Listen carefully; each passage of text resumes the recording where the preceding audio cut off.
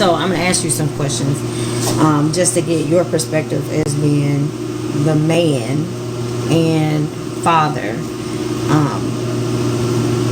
What do you think has been the biggest blessing from us being displaced from our residence? I think the biggest blessing is just having more perspective on life in general. Being grateful for each day. Really realizing that everything isn't guaranteed to you. Even if you're a homeowner. Yeah, because we've been seeing a lot of news articles about homeowners' deeds being changed, and then they have to get out of their homes, or their HOA just automatically sells their home because they had a dispute. So this has been something that has been happening a lot frequently. But I'm gonna answer my own question. I asked you what biggest blessing have you seen from us being displaced from the residence? So for me, a lot of the times when I tell people that we're displaced, and I'm talking about family or friends and relatives, people online, the biggest thing that people say is, "Oh, you don't look homeless." And whether they know it or not, I consider that to be a blessing. I don't want to look like any circumstance that I'm going through, because no matter what it is that I go through in life, I'm still me. Right. And I still need to be able to groom myself. I had a lady attack me. She said, "You're lying because your hair is done and you have your nails done." I do my own hair and I do my own nails. I haven't been able to do either one because we've been in this hotel, so it's a tight space, so it's hard for us to do our normal things that we would do at like a vacation rental. Right. But I just find it disheartening that because of us not having a permanent residence, that people will judge. They will judge based off how we look, or they will judge because of how the background looks. Because I've gotten that to where, "Look, you're not displaced. Look at your background." At the time, we were at a vacation rental, so it's not my home. My name is not on the lease. It's a short-term rental. But the biggest blessing from all of that I can tell anybody, is that I'm grateful not to look like the situation and the circumstance that I'm going through. Right. What question would you ask me? What do you think has probably been the most difficult to deal with? So, the most difficult thing that I have to deal with is switching my mindset. And I'm gonna tell you guys, I'm really big about perspective, because if my perspective is to be down and out because of this circumstance, I am going to be down and out because of this circumstance. So anytime that I feel like I'm going to that train of thought, I just remember what I'm grateful for. I'm grateful that we do have a temporary house for us to sleep in. We don't have to sleep in our car. I'm grateful that we don't have to be on the street. I'm grateful that we do have food. I'm grateful that I can see my kids. I'm grateful that I can clean their clothes. Like, we literally are washing clothes right now at a hotel. I'm grateful that my husband can still go to work. I can still work. So once I focus on what I'm grateful for, it can change that perspective and that narrative in my own head. And then I can begin to truly enjoy the break that we really are getting. Because even though we are displaced from a residence, we are getting a break from having a gas bill, electric bill, water bill, sewer bill, trash bill, rent increase, food cost increase. I mean, we still have to kind of deal with that stuff, but not on a regular basis. Right. What would you say has been the biggest challenge for you as being the husband and the father and the head of the household during this displacement? There's a couple things. One is definitely mindset, because being a man and being a husband and father, you're always looked at as being a provider and taking care of stuff. So when you're displaced from a home, that takes a hit on a man's confidence, because you feel like, oh well, how am I a provider and I'm not even able to provide a roof, right? How am I a provider? And and I got to answer these questions from my kids, like, well, Dad, where we gonna stay at? Where we gonna do this? So that stuff has been tough. Like we've been able to navigate it, know better, especially because we've had to really change our mindsets. And it goes back to the question saying, just having the perspective that everything is not guaranteed. Nothing is guaranteed. Nothing is guaranteed. Yeah. Nothing is guaranteed. Yeah. So you really have to. That really takes out that entitlement, and because we've taken on that perspective, we've been able to teach our kids that. Because let's just understand, let's just face facts.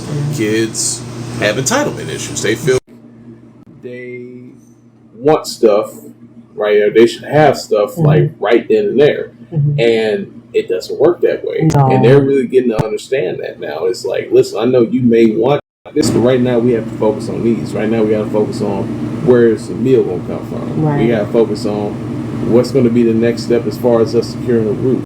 And I think the second part of that is, I think the second part that's been difficult to deal with is also trying to find out, okay, what's the next step is getting us back in a home? Because people say, well, apply for places. No, well, we did that. We've applied to a few places. We've wasted almost over $800 in application fees, reservation fees, holding fees, pet fees, and some of these places don't even respond back.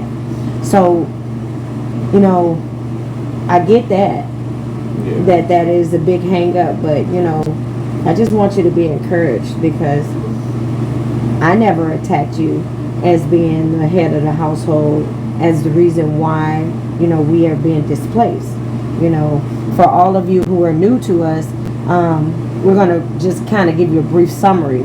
So we were living in a home for 6 years, and it was sold without our knowledge, and the new company, they didn't want us there, and they did everything that they could to force us out, to the point to where we had to get legal representation and have them sign a settlement offer for prepayments of rent and guarantee that we'll be out by a certain date.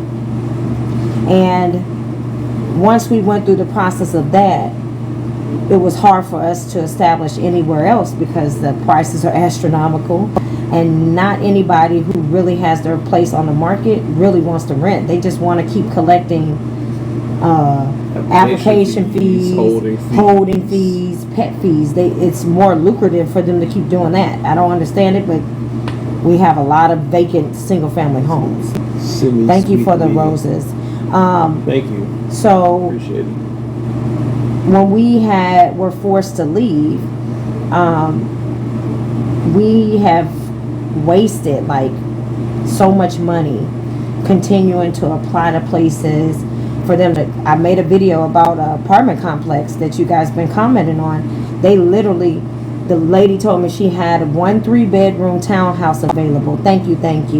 And she took $310, immediately declined us, and then that's new. Oh, thank you. That's really new.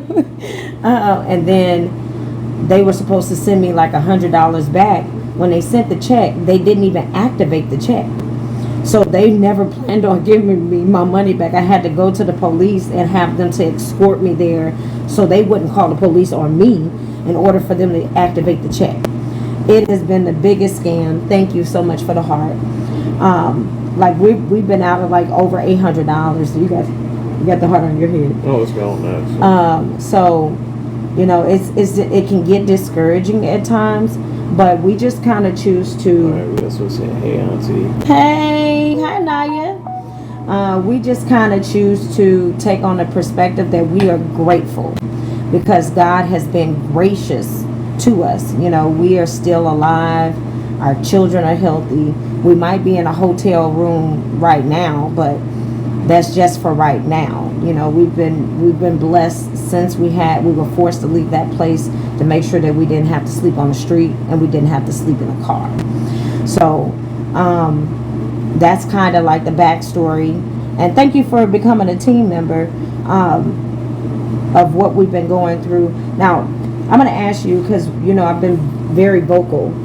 And I'm not just vocal on here on TikTok. I'm vocal on our Facebook page. I'm vocal on our YouTube channel.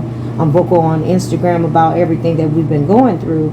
And some of the comments really, really, really pisses my husband off. So I'm going to ask you, what's been the one comment that really, really kind of like made you angry with this, what has been displaced? What hasn't? I think it's when people, we tell the situation and they go completely off subject to go out their way to attack you. Well, that's because because 9 times out of 10, if I'm recording about it, he's not on a camera. It's just me. So, oh, you got another heart. So a lot of the times, because I am a black woman speaking up about how I feel about the inflation in the housing market, I get attacked. Like, if y'all see some of the comments on my Instagram, oh my God, I don't even know who raised these people. These heathens. And I'm gonna tell you, and let's just go ahead and say what it is. They get mad because you're a black woman that's speaking up on something, and because of that, they feel like they could just put you down and say anything like, "Oh, you're just a Section 8." Like, yes. whoa. First off, how do we? You just gonna assume I'm on Section 8? Right. And I asked them that. I said, "Well, why do you think I'm on Section 8? You know, your people always take up all of the resources." Right, which not to go to this place, because this could be another discussion from another time. But, okay. You know, they do say white people take up a lot of assistance, but that's neither here nor there. I'd be like, oh my God, like, who raised you?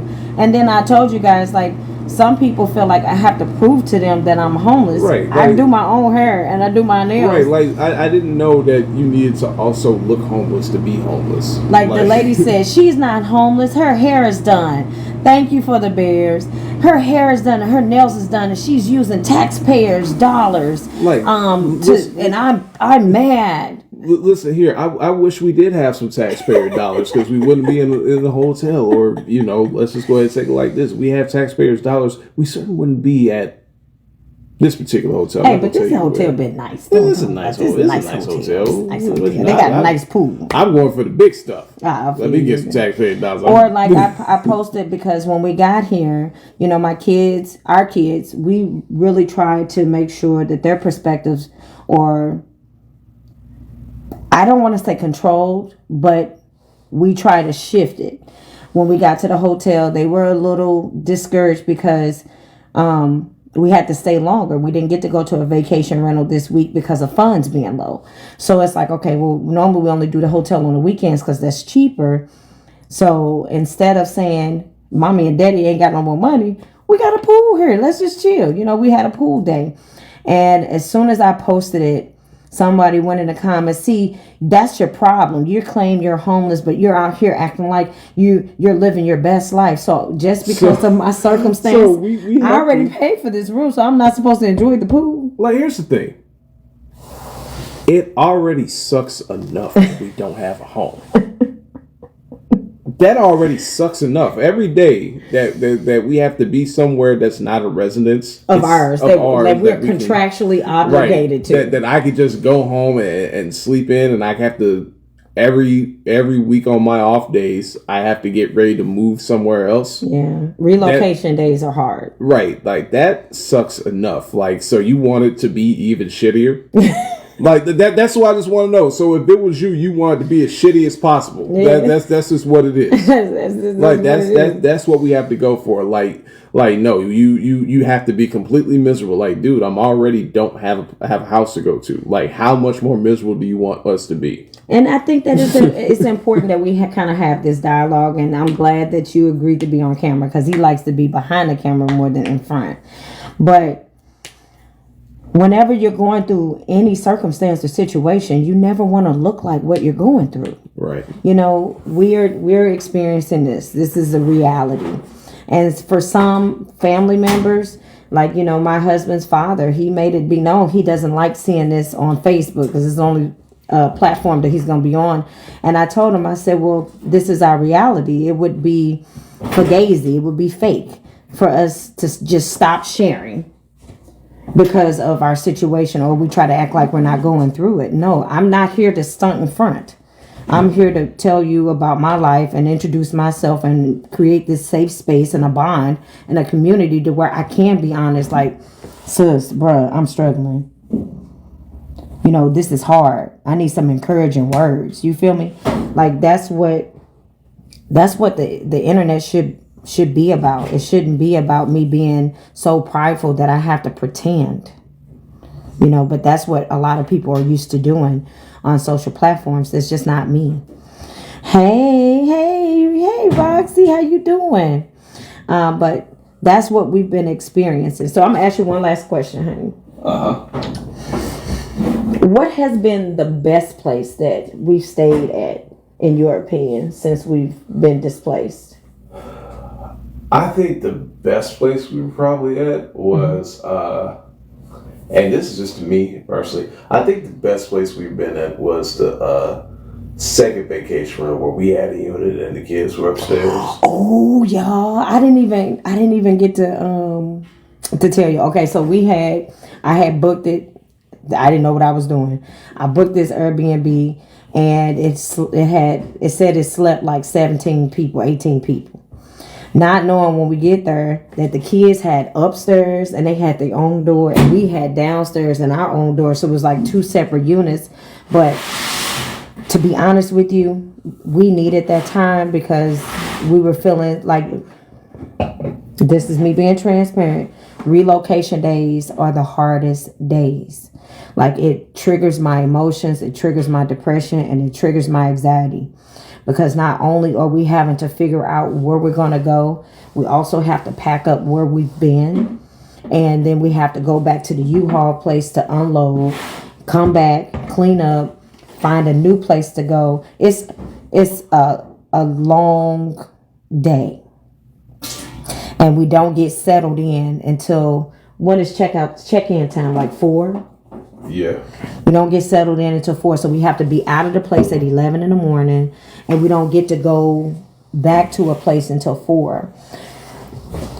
And some people, it might not bother them, but when my kids are constantly asking me, where are we going to go? What are we doing now? I'm hungry. And I'll take them somewhere to get something to eat, but after a while, you know, they're ready to go and relax, and I am too because I'm tired. Relocation days are probably the most stressful days that we really have during this whole process. And what I'm learning is that we really have to take it one day at a time. But I do agree with you. Being on that one vacation rental was really sweet. Now, I'm going to ask myself the same questions I asked you. Okay, my favorite spot. This hotel has been really nice, and the reason why is the pool, and also it has kind of been the worst place at the same time because I had to get creative with cooking. I can't afford to keep buying food out because funds are low, and we're running out until he gets paid again. So I had to get creative, and I bought an air fryer with some donations that people sent from Facebook. And we bought some food because we didn't have anything to eat, and we couldn't stay. We didn't have enough money to stay in a hotel, so people were donating, which I do appreciate. And I found this little mini, what is it called? Like My Mini? Like a little mini.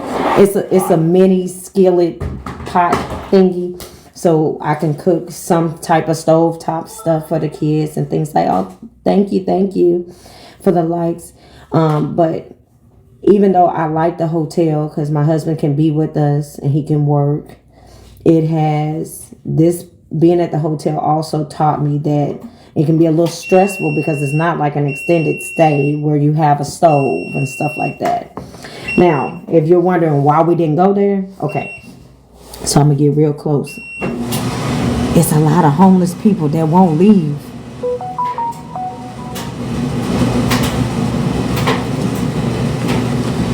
My kids were scared.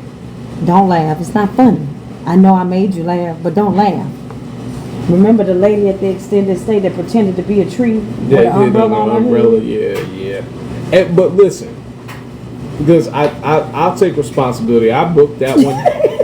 I had no idea that all them people was gonna be straggling around like that. I had no idea. Like they were literally. Like, they refused to leave, and it was in an area where it was like more richy people. Right. You know. So, and it was crazy because the kids looking at me, you and me, like, I don't know why you booked this. Like, how was I supposed to know? It ain't like they give you stats on the area, like when you book it on Priceline and nothing. We just get there. It's like, oh, this is not. Oh. Yeah. And then the front desk area smelled like ass. And they didn't have any clean towels. We had to go buy towels from Walmart just to dry ass. You know, like it was interesting. They didn't have no cookware. It said you were supposed to go to the office to get cookware. They didn't have none. You want to know what the first day it did. Now the second day when I went down there because you wanted me to cut up some chicken breasts and make you some chicken tenders. So I said, I'm like, oh, I have no knife. Had no knife? Or so I go down there. Like, yeah, we have silverware. I'm like, cool, great. So I can give you. So what do you need? You need like a fork. What do you mean a fork? You get a fork, a knife. And I'm like, you know what? Just give me a fork and knife on the cutting board, man. I ain't got time for that. I would have been and got me some utensils and. Where else did we stay? Where people? Oh, we stayed at this Ramada Inn, and it was a lot of people like homeless there. Like this, I know I've been speaking on it, and I kind of gave it a break because people was getting tired of hearing it. But this is a huge problem. Homelessness it's like really on the rise here in Missouri. In Missouri, there is there's like a camp everywhere. I went downtown because my daughter had to go to the bathroom, and there's a whole tent city as soon as you come off of Tucker, off the highway. Homelessness is becoming a problem here because all of the investors in California and Florida have bought up all of the single family homes. They manage all of the apartment complexes, and they really don't want to rent to people. What it is that the Airbnbs, they need money. So how do you guarantee that you get $2,000 every week? You buy up all the surrounding properties and you keep them empty. For vacation rentals. Because here's the thing, what would you rather do? Would you rather get the going price for a 3-bedroom home now? That's kind of like it's like $1,600. All right, okay. So you get $1,600 a month. Right. Okay, you can get that per month, or you can essentially double or even triple your profits by doing short-term rentals because they feel like the business isn't in long-term being a landlord. That's not the goal. That's not the right. They want to have. They want to do the hotel thing. They got I want to be a hotel. I want to be an Airbnb. So basically, they are playing Monopoly in real life. And the best way to guarantee that you're going to have someone in there is to starve the market. They have bought up all of the properties. And they also have vacation rentals. So they put them in places where you wouldn't think that a vacation rental would be. A lot of the vacation rentals that we stayed in, they've been in the hood. And they are nice. Right, they're on the very outskirts of the hood. Like you can still kind of like touch the hood. But everything around it is empty, so it keeps it safe. Okay, so low on batteries. So let's kind of wrap it up. All right. Any final thoughts? Final thoughts. I mean, like I said, this whole situation is really kind of giving me a lot of perspective just on life in general. Yeah. Like I knew stuff wasn't guaranteed, but I think it really showed how easily you could take things for granted. Yeah, me too. And just another and also you don't have to look like your circumstance. No. Again, it's already shitty enough that we don't have a home. Right. Do I just need to live in squalor? And look like no, I shouldn't have to do that. Like I'm already going through a shitty situation. I don't need to add to it. Like it's already we're making the best of it, but I'll tell you this: it's not easy. You know, especially when you have to deal with work or the kids got to deal with school. Yeah, we could easily make it an excuse as to why we are not performing. Why are you not performing? Well, I'm homeless. I'm homeless. Why are your kids failing school? Because they're homeless. I mean, we could easily do that. That would be a cop. That's not the type of people we are, and that's not the type of kids that we're raising. Yeah, and I'm grateful that our kids are doing really great in school. We get good reports about that every day. But I just thank y'all for the support. Oh, thank you for the cup. Yeah, we got cup. We getting all sorts of stuff. And my phone about to die. I love talking to y'all. Yeah, so we gotta go so she can charge her phone because someone didn't charge her phone she's supposed to. That's just me. Thank you guys for listening and welcome to the Nash House. We'll see you later.